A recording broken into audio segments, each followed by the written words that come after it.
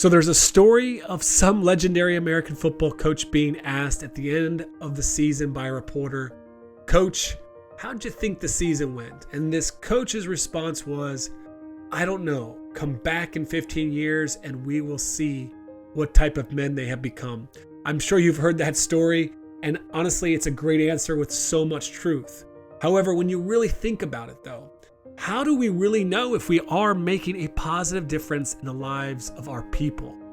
Last week, we started at ground zero. Simon Turner of Movement Sports had us doing some inner work as coaches, and he reminded us of the reality that our impact on the lives of our athletes, that the impact of sports, it isn't always positive. So in the second half of our conversation, we start to really unpack some of the ways that we can measure and drive that impact. Welcome to the Coaching Culture Podcast, brought to you by Thrive on Challenge. I'm JP Nurbin, joined by my friend and co-host Nate Sanderson. Each week in about 30 minutes, we discuss important principles and strategies of transformational leadership. At Thrive on Challenge, we help coaches to raise the standards and strengthen the relationships in their program, because we know this type of culture produces better leaders, better people, and better results. To learn more about how we can help you, go to thriveonchallenge.com, where you can also subscribe to our weekly newsletter and get the coaching notes to every episode of this podcast. So Simon, one of the things I've been exploring with some coaches is the dangers around tying or connecting our identity to coaching. And I think the thing that we're struggling with is this concept, okay, it's unhealthy, but at the same time, it's kind of natural. And so that's kind of been some of the kickback that we've been, having is, okay, I get that this could be challenging or this could be problematic, but at the same time, that's who I see myself as. I spend so much time coaching. It's so important to me. It's part of my calling. What would you say to that? Well, I would just add to it. Being a coach is part of my identity. So I sympathize with that. Absolutely. But what kind of coach are you? Because coaching is something that we do. It's not something that you are, in my view, even though we're labeled as coaches. So you can be a parent, but that's different from being a father, if you get what I mean. So just having kids doesn't make you, it makes you a parent, but it only gets you that label. It doesn't mean you're going to be either good or bad as a parent. So being labeled as a coach doesn't mean you are going to be either good or bad or have negative or positive impacts on people. It doesn't say anything about that. So I would just add to it. So if you're going to say that coaching is part of my identity, then what kind of coach are you? So you mentioned being a difference maker earlier on. So are you a difference maker coach?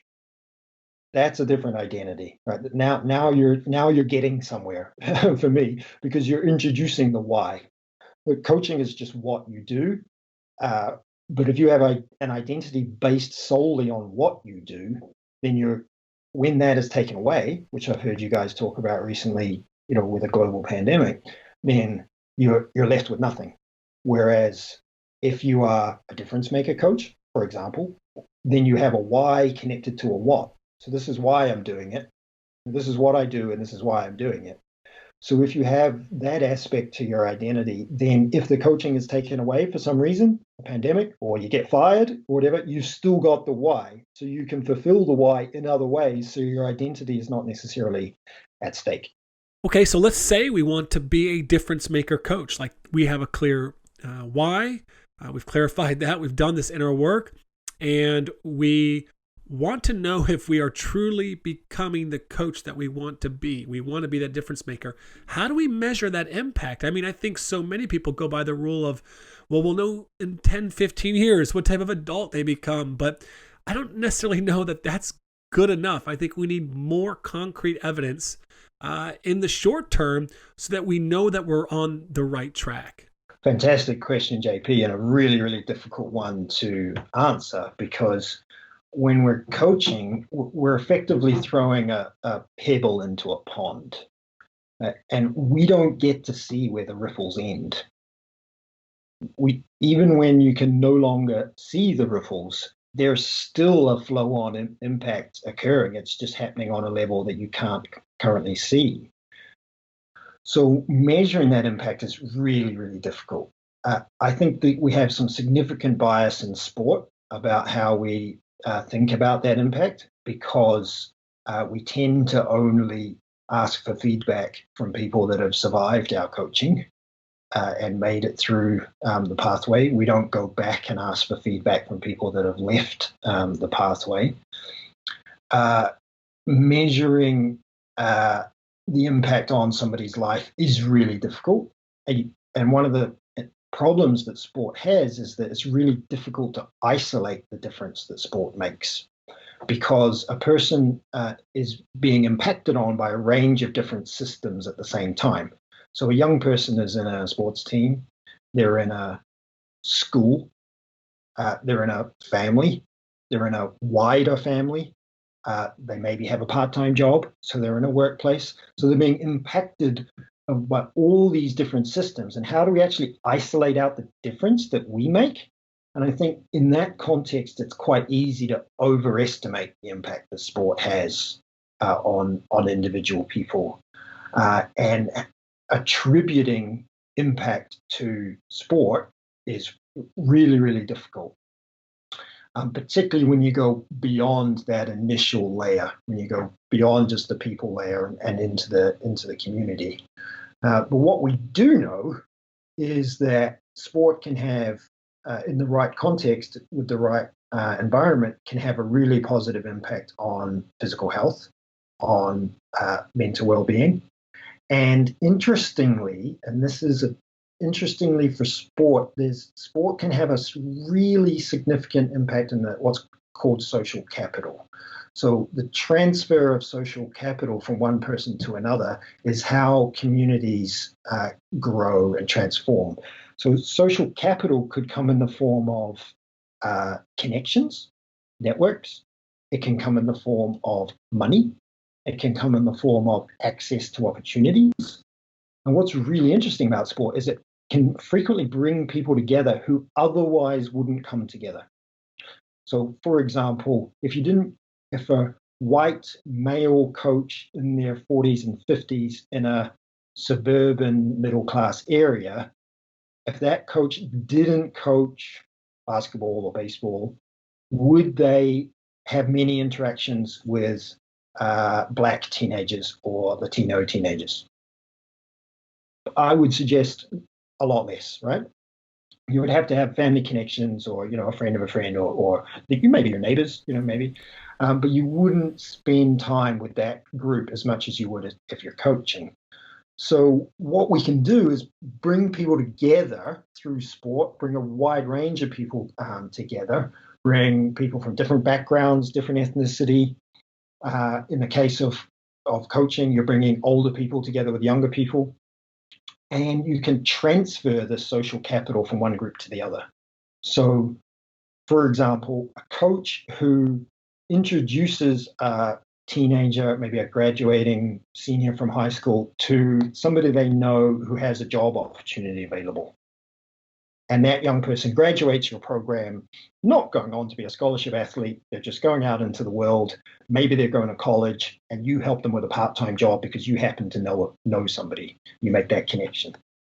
Or a young person or a family who's new to your neighborhood. I think you probably experienced this, Nate. A family that's come in that's new to your neighborhood, doesn't know anybody.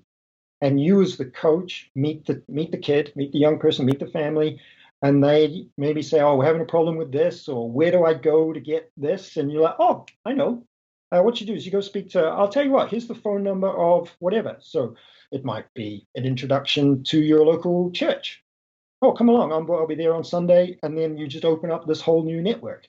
Or it might be, yeah, are you looking to buy a car?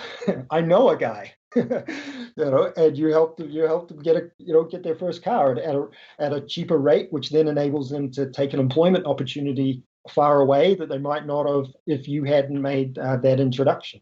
Or you help that kid and you just say, hey, why don't you? My daughter is your age, or my nephew is your age. Why don't I introduce you? Why don't you come around for barbecue or whatever it is? And they create a friendship through that. That's a transfer of social capital. That's happening all the time in sport, and we do it without thinking about it. And it's massively valuable, especially if we increase the diversity of people taking part in sport.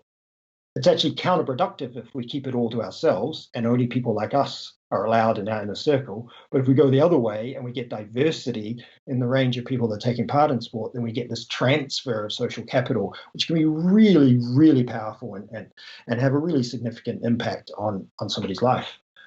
Just a small example here with our basketball club, we had a young person in quite an unfortunate family situation.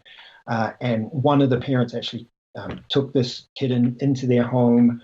They had some broader issues which required some professional input. This family facilitated that, enabled that.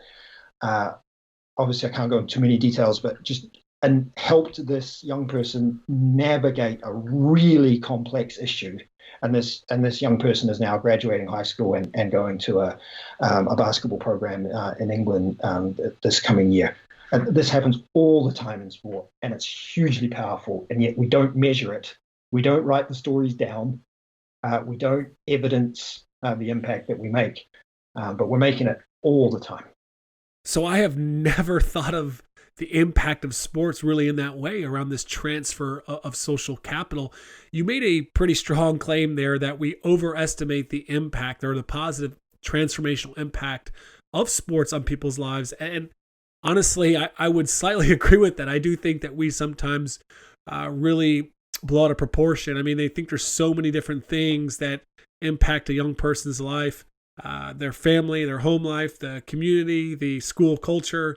But that's just a really powerful one that I think that we could start to really be more intentional in trying to measure and to drive, which is that transfer of social capital through sports. Yeah, and the key to it is diversity, though, because that transfer of social capital will occur, right? So if we have a group of people from privileged and advantaged backgrounds being coached by other people from privileged and advantaged backgrounds, then they're going to keep the privilege and the advantage in that circle. So they're going to transfer social capital, but it's going to be, hey, I can get you an internship at this corporation because I know I know I golf with somebody who could help you with that. I'll help you get into college. I know somebody, I'll help you. Or do you want some help writing your statement in your application to college? Or I know somebody who's a tutor, right? So that social capital can stay inside the circle really easily. So diversity is the key. If you have more diversity within sport and you're proactive about including people, not just being welcoming, but proactive about including a wider range of people than you're currently working with, then there's all sorts of opportunities there. And then for maybe somebody coaching at the other end, perhaps of the spectrum, maybe in a disadvantaged area, and they're coaching only people that are disadvantaged, what can we do to get some engagement? How can we in sport through competition can bring together people from different communities? And are we taking advantage of those interactions? Because for us as coaches and also for the young people we coach, they may not have those interaction opportunities with people from that different tier or of society or that different social class. But sport can bring them together. And then what are you going to do off the back of that? What are you going to do when the game finishes? What are you going to do with the parents there? Are you going to hold a small function that mingles parents together? Are you on the bus as soon as you possibly can, or are you hanging around? Or if you're the host, are you inviting people to stay? Are you communicating in advance that you'd like them to stay for half an hour afterwards? Are you meeting people and mingling and bringing different groups of people together? There's so many opportunities to create increased diversity, which would then lead to this kind of spreading of social capital. But that's the key. We have to do it with diversity in our programs. So what are some other ways that we as coaches can drive some of that transfer of social capital? What are some kind of practical ways that you've seen coaches do that within their own programs? Yeah, so first thing is we have alumni networks, and some programs utilize those, some don't. So a longitudinal tracking study, right? That's quite a fancy term that basically boils down to staying in touch with the people you used to coach, right? So where is somebody 10 years after you coach them? Keep those email addresses, keep those social media connections, follow up with people. It's pretty simple to put together some surveys, which can help you evaluate the longer term impact that you've made. Uh, it's pretty simple with a bit of research to do some well-being surveys for the people that you coach. I would strongly suggest that. That's something I personally have not done enough of, and that's something I'm going to do a whole lot more of this coming season. Is actually building up some evidence around the well-being of the people that I coach, particularly benchmarking that at the beginning of the season, and then doing a mid-season and late season, and trying to assess the changes in mental well-being for the people you coach. And then asking the people in the community around the people you coach. So if you're at the high school level, it's doing short interviews with 3 or 4 teachers from that high school at the end of the year, asking them what impact they think your sport program had on that young person. It's going out into the community. Are there other community leaders, youth workers, perhaps people at the church or people in the local area? Is there employers that have interacted with the young people that you coach, and specifically surveying them and asking them what impact they think sport has had on this young person? We have to collect evidence. Like I'm afraid there's no quick and easy way of doing it, JP. We have to invest a little bit of time in putting some systems in place that can help us measure that impact. How a lot of coaches will do an end of season review. Does your end of season review include speaking to the other stakeholders that are involved in the young people that you coach? Are you speaking to the teachers? Are you surveying the teachers in the school, or at least getting some anecdotal feedback from them as part of your end of season review? So those are some quite simple ways that you could get started. We'd have to do a whole nother podcast, JP, on the process or the science behind measuring impact, and that I think we perhaps won't have too many listeners for that one because it could get a little dry. But something as simple as a well-being survey and a stakeholder survey at the end of the season can go a long way. Well, I think as we kind of bring this episode to a close, we've wandered around, in a lot of different subjects, and I'm just wondering, thinking of from the perspective of our audience, that just kind of listen to you for the first time and some of these, theories and the way that you think about coaching. And I guess what's your parting comment, or what's the parting question that coaches could be wrestling with to help them, as we've talked about, maybe gain a greater depth into their understanding of what it means to make a difference and be a transformational coach? Well, Nate, I think we started with the concept of ground zero, which is me as a coach. And that's linked to Stephen Covey's 3 circles. So you have your circle of control. That sits inside a circle of influence, which sits inside a circle of concern. And if you map that onto coaching, you could say, well, my circle of control is me. My circle of influence is the people I coach. And my circle of concern is the community that I coach in. So if you want to have an impact, start with the circle of control, which is me. Start at ground zero. Ask yourself open questions. Ask for input from people you know and trust who will be honest with you. And when you expand, when you go through that kind of process, what you do is you expand your circle of control. So the process of self-growth is to expand your circle of control, which enables you to expand your circle of influence, whilst your circle of concern stays the same size.